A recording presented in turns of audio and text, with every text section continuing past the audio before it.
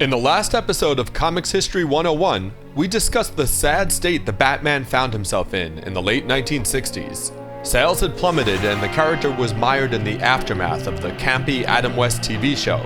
But the creators at DC Comics were working to return the Caped Crusader to his origins as a dark avenger of the night. It was a work in progress that went on for years, but when creator Frank Miller's 1986 tale, The Dark Knight Returns, was released, he both solidified and elevated Batman's status as a character to be taken seriously. The Dark Knight, and by extension comics as a whole, were now getting mainstream recognition and even some measure of respect. Now, in part 2 of our examination of Miller's Batman work, we'll cover his acclaimed follow-up to The Dark Knight Returns, Batman Year One, as well as the influence both books had on the character and the industry as a whole. As always, we've got spoilers from the comics here. Here's everything else you need to know about The Dark Knight Returns. First of all, The Dark Knight Returns was quite simply just a great Batman tale. Framed as the last Batman story, it depicted an aged Bruce Wayne coming out of retirement to put on the cowl once more as Gotham City sinks deeper and deeper into crime. The book culminated in an unforgettable battle between Batman and his old friend Superman, and the alleged death of Wayne, but not before Batman kicked Kal-El's ass, of course. Miller took these popular, colorful characters to a new place of violent, gritty realism. The reader could feel every punch this worn-out Batman threw, and every hit he took, as even the Caped Crusader himself frequently doubted his ability to get the job done. But Miller was also using the superhero form to comment on, or at least question, the state of the real world in which the reader lived. The ongoing and frequently nonsensical Greek chorus of TV talking heads in the book are clearly reflective of Miller's own frustration with and amusement at the media of the 1980s. It would also unfortunately prove predictive of the divisive, ridiculous TV news landscape of today.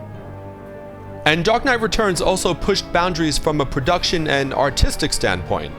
Miller insisted on releasing the book in a premium format on higher quality paper that essentially took the comic away from the newspaperish pamphlet form that had reigned for decades and closer to something resembling a book, or, if you will, a graphic novel.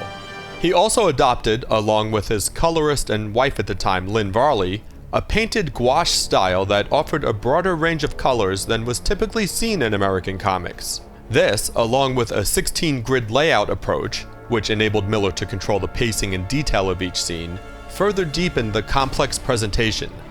And while The Dark Knight Returns was conceived as the last Batman tale, Miller returned the following year to tell his first story. Batman Year One was a rethinking of the character's origin, and this too would be a pivotal comic for Batman. This time Miller stuck to writing the book, with artist David Mazzucchelli providing the simple yet evocative art. Here, a young Bruce Wayne returns to Gotham City after years of traveling the world, just as a young Lieutenant Jim Gordon transfers from Chicago to the Gotham PD. The two are from very different worlds, and yet they share a rare streak of good in this city of desperation and crime, and even the rarer impulse to do something about it. Over the course of the 4-issue story, Batman is born, Gordon begins to right the corruption within his own force, and an iconic partnership takes its first tentative steps.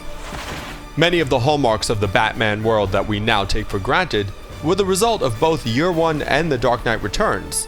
The spotlight on Jim Gordon as a true ally of Batman's and a proper character in and of himself, the focus on street-level crime but also the corruption that has permeated the highest ranks of Gotham society, the leaner, meaner Batman who relies less on gadgets than his own personal brand of brilliance, and so much more.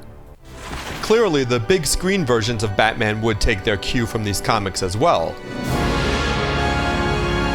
Tim Burton's films in 1989 and 1992 owed a great debt to Miller's work, as does Chris Nolan's subsequent Dark Knight trilogy, which borrows liberally and freely from Miller, not just tonally, but also with some very specific story points from Batman Year One. And of course, Bruce Timm's beloved Batman the Animated Series would not exist if not for the pioneering Dark Knight Returns. And most recently, the upcoming Batman vs. Superman: Dawn of Justice will reportedly be inspired in part by the book as well. Miller himself would finally revisit his take on Batman with a sequel in 2001 called The Dark Knight Strikes Again, and then with the short-lived series All-Star Batman and Robin: The Boy Wonder. Unfortunately, neither left much of an impression on readers or critics, beyond All-Star's goddamn Batman meme, that is. But still, the influence of The Dark Knight Returns and Year One remains indisputable. Miller took the concept at the center of the character of the tortured dark hero and expanded upon it in a hugely successful way, both critically and in terms of popularity. The Dark Knight truly did return, and he's stuck around ever since.